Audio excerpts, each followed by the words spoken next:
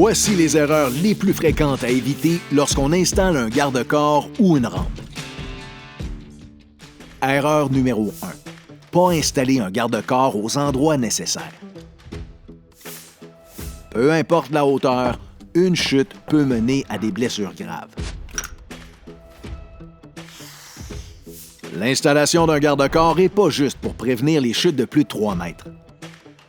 Un garde-corps doit être installé quand on est à risque de tomber de 1,5 m ou plus en manutentionnant une charge ou à partir de 1,2 m de hauteur s'il y a un risque de chute d'un véhicule.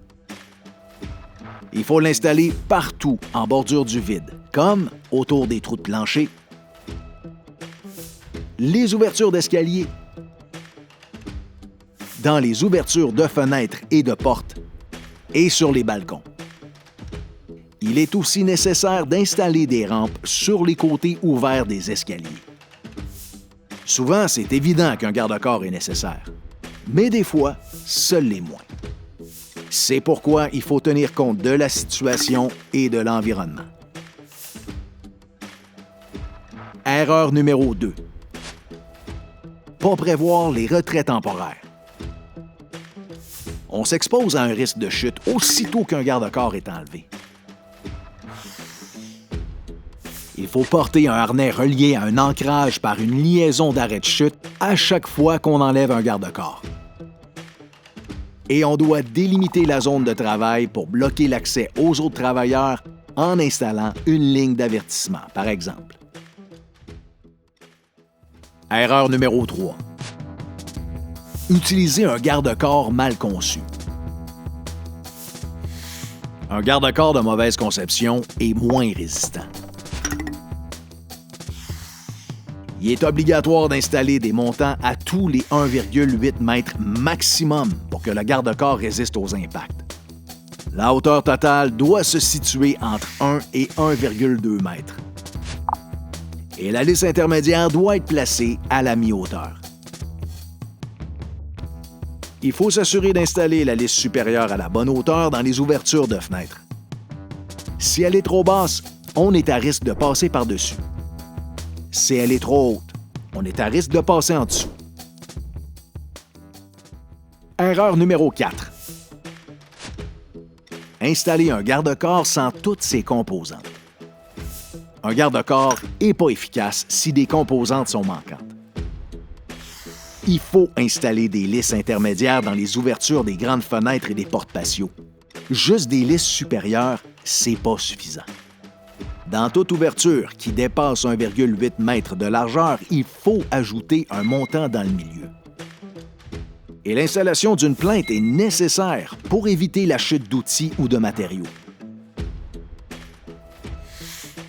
Quand on installe un système métallique sur un toit, il peut être nécessaire d'ajouter une plainte quand il n'y a pas de parapet. Erreur numéro 5.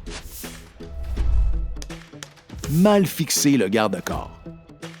Un garde-corps mal vissé ou mal fixé au sol va céder lors d'un impact. Il faut avoir les vis ou les clous appropriés.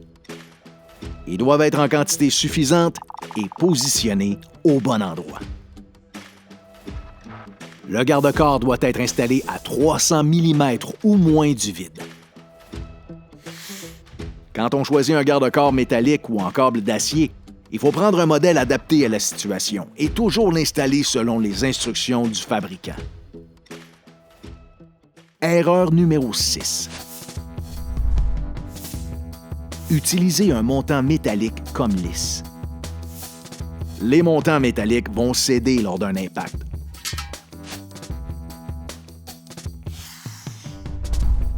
Les composants doivent être capables de résister à une force horizontale de 900 N et une force verticale de 450 N. Pour assurer une résistance adéquate, toutes les composantes doivent avoir les bonnes dimensions. Pour assurer la conformité et faciliter l'assemblage, il est recommandé d'utiliser des 2x4 partout.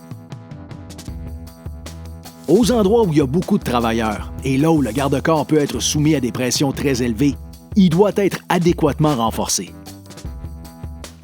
Les composantes doivent être en bon état, sans bois fendu, pourri ou pièces rapiécées. Erreur numéro 7. Travailler en situation où le garde-corps ne protège plus contre les chutes. On est protégé contre les chutes uniquement quand nos pieds sont au niveau du sol. Quand on monte dans un escabeau ou qu'on se retrouve dans une autre situation en hauteur, il faut rehausser le garde-corps ou utiliser un système d'arrêt de chute quand la situation ne le permet pas. Les garde-corps sont essentiels pour prévenir le risque de chute.